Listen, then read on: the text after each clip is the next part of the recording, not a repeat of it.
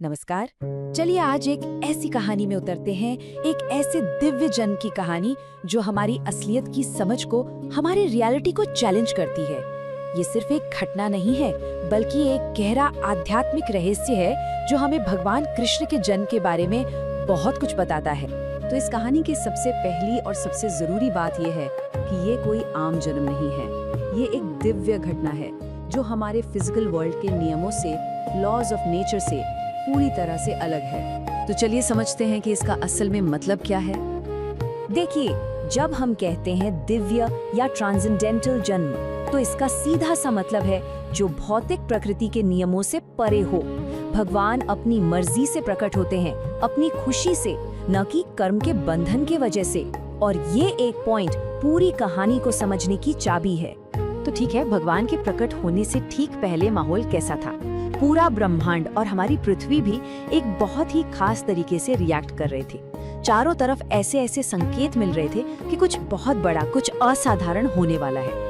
आसमान में ना एक कमाल का सेलेस्टियल अलाइनमेंट हो गया था। सारे ग्रह नक्षत्र एकदम शुभ स्थिति में आ गए और कहते हैं कि स्वर्ग में तो जश्न का माहौल था। देवता और ऋषि मुनि आकाश से फूल बरसा रहे थे। मतलब साफ है, ये घटना सिर्फ धरती के लिए नहीं बल्कि पूरे ब्रह्मांड के लिए बहुत बड़ी थी। और ये तो हुई आसमान की बात। धरती पर क्या हो रहा था? यहाँ भी माहौल कुछ कम नहीं था। चारों तरफ एक अजीब सी शांति और खुशहाली फैल गई थी। नदियां लबालब थीं, झीलें कमल से भर गई थी, मोर नाच रहे थे, पक्षी गा रहे थे। यहाँ तक कि वो ब्राह्मण जो दुष्ट राजाओं के डर से यज्ञ नहीं कर पा रहे थे, उनके मन में भी खुशी लौट आई थी। ऐसा लग रहा था मानो पूरी धरती अपने आने वाले का स्वागत करने को तैयार है। अब कहानी का फोकस उस जगह पे लाते हैं जहाँ ये सब होने वाला था। कंस के जेल की वो अंधेरी कोठरी। यहाँ कुछ ऐसा होने वाला था जो किसी ने सपने में भी नहीं सोचा होगा। जरा उस पल के बारे में सोचिए। चारों तरफ घना अंधेरा, पूरी तरह निराशा का माहौल, और उसी बीच वसुदेव के सामने एक अद्भुत, एक चमत्कारी बच्चा प्रकट होता है। और ये बच्चा कोई आम बच्चा नहीं था। जरा देखिए, 4 हाथ और उनमें शंख, गदा, चक्र और कमल का फूल, शरीर पर श्रीवत्स का निशान, गले में कौस्तुभ मणि। ये किसी नए जन्मे बच्चे के लक्षण तो बिल्कुल नहीं है। वसुदेव ये सब देखकर हैरान रह गए। उन्हें एक पल में समझ आ गया कि ये कौन है। अब जब वसुदेव को ये एहसास हो गया तो वो क्या करते? उन्होंने प्रार्थना करना शुरू किया। और उनकी इन्हीं प्रार्थनाओं में इस पूरे जन्म का जो गहरा आध्यात्मिक मतलब है वो छिपा हुआ है। पता है, उस एक पल में वसुदेव के अंदर से कंस का डर पूरी तरह खत्म हो गया। जाहिर है, जब परम शक्ति खुद सामने हो तो फिर किसी जेल या राजा का क्या डर? वो उस डर से पूरी तरह मुक्त हो चुके थे।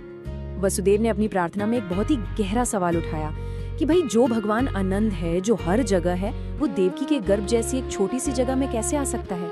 इसका जवाब भी बहुत खूबसूरत है।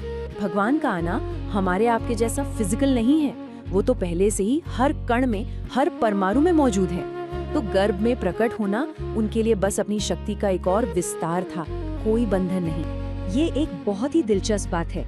वसुदेव भगवान को शुक्लम कहते हैं, जिसका मतलब है सफेद या शुद्ध। ऐसा क्यों? क्योंकि वो प्रकृति के 3 गुणों से, सतो, रजो और तमो गुण से पूरी तरह परे हैं। जैसे ब्रह्मा जी सृष्टि करते हैं, वो रजोगुण यानी लाल रंग से जुड़े हैं। शिव जो संहार करते हैं, वो तमोगुण यानी अंधकार से। लेकिन भगवान इन दोनों को कंट्रोल करते हैं, पर खुद इन सब से ऊपर पूरी तरह शुद्ध रहते हैं। चलिए अब वसुदेव के बाद देवकी की बात करते हैं। वो भी ये सब देखकर हैरान थी, लेकिन उनके मन में हैरानी से ज्यादा एक माँ का डर था, अपने बच्चे को बचाने का डर। देवकी की ये प्रार्थना एक माँ के दिल से निकली है। वो जानती है कि सामने स्वयं भगवान है, पर फिर भी वो कहती है कि आप अपना ये दिव्य रूप छिपा लीजिए, एक साधारण बच्चे बन जाइए। क्यों? ताकि उनका भाई कंस ये जान ना पाए कि आप पैदा हो चुके हैं। ये एक माँ का अपने बच्चे के लिए प्यार और डर है। और देवकी की इस प्रार्थना के जवाब में भगवान ने जो बताया वो हैरान करने वाला था। उन्होंने कहा, ये पहली बार नहीं है कि मैं तुम्हारा पुत्र बनकर आया हूँ।